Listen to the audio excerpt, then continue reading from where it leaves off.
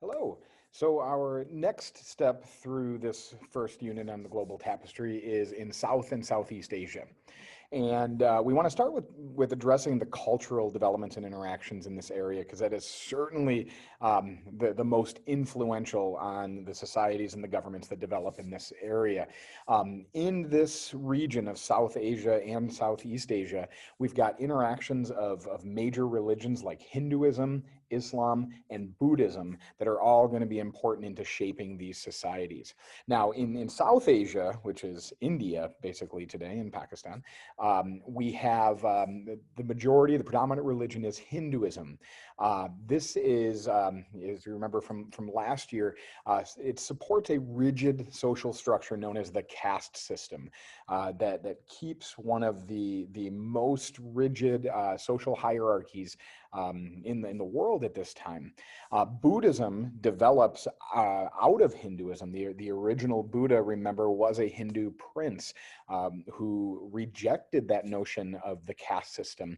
And so Buddhism is going to appeal to a lot of lower caste Hindus in South Asia, and then also appeal as it moves out of South Asia to Southeast Asia and East Asia.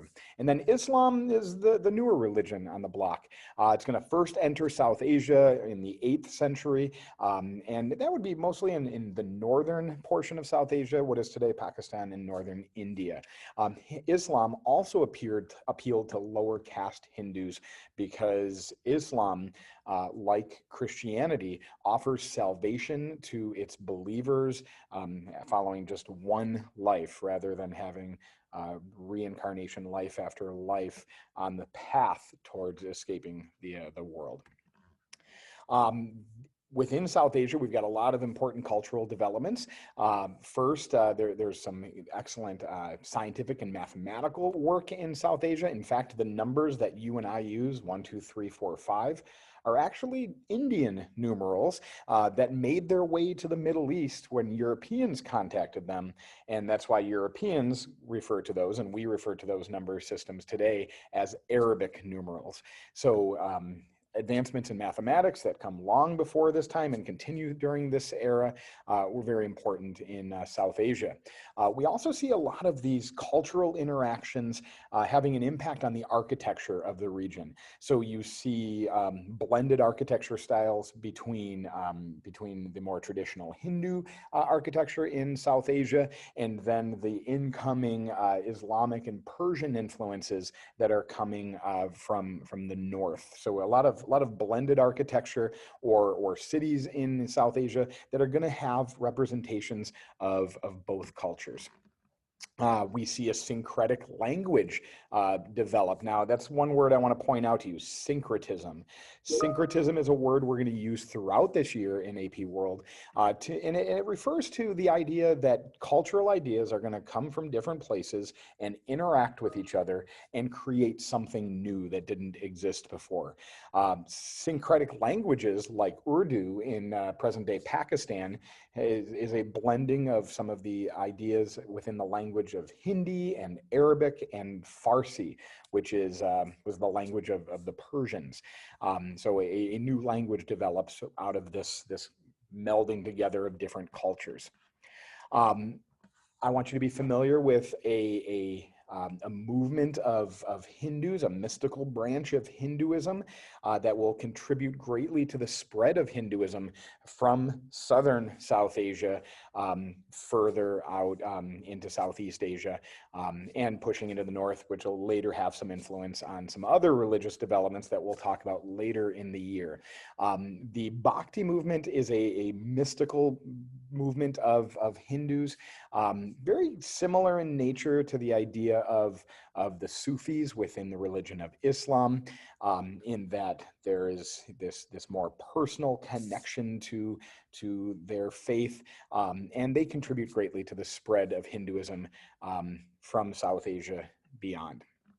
Now, when it comes to governance, there's a lot of different states and regions within the regions of South Asia and Southeast Asia. What I want you guys to focus on is the notion of centralization versus decentralization as we work our way through this course. Centralized societies, centralized states, centralized governments. Are those governments where you might have one ruler or one small group of rulers that are creating the law and the order for a great society, for a large society, a large empire? They might do this by appointing bureaucrats who carry out their orders. We talked about that with regard to China, for example, in the Song dynasty. That's a good example of a centralized imperial bureaucracy. In South Asia, we've got much more decentralization overall. A lot of areas being ruled more by local rulers, local kings, local princes. There will be empires that are going to grow in larger states that are going to grow in South Asia, but there is no one state during this era, 1200 to 1450, that is going to rule the entirety of South Asia. It is much more locally or regionally based. Kingdoms from the north to the south will run their own local communities, will run their own local regions. There's going to be trade and interactions between them, and sometimes there will be conflicts between them. I do want you to be familiar with what is known as the Delhi Sultanate. It's one of the larger states in South Asia during this era. It is a Muslim state. That's why to this day there is a blended population in much of India, and certainly the country of Pakistan today is a Muslim state. And so this ruled the northern part of South Asia during this period. But even within the realm of the Delhi Sultanate, you've got local rulers and local kings that often bear a lot of influence over their regions. For example, the Rajput kingdoms in northern India, who coexist at the same time as the Delhi Sultanate. In Southeast Asia, again, there's a lot of different states that are going to grow, and I am not going to be requiring you, nor will the AP exam be asking you specifically the names of many of these states. And so I just want you to recognize that in Southeast Asia, there's also a great variety of states, especially in the islands of Indonesia on the southern part of this map, but really throughout.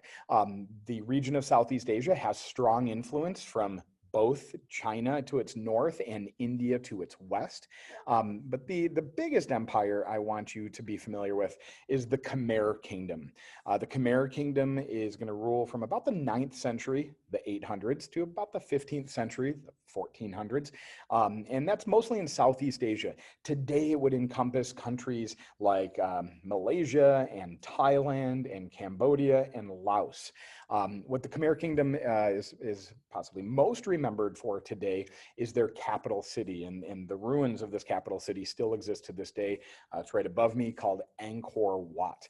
And Angkor Wat and the architecture within it show a lot of the Hindu influence that was first in this region, and then Buddhist influences that would come later to the region. So putting it all together, what should we know if we know nothing else about this region of South Asia? It is strongly influenced by 3 major religions: Hinduism, Buddhism, and Islam.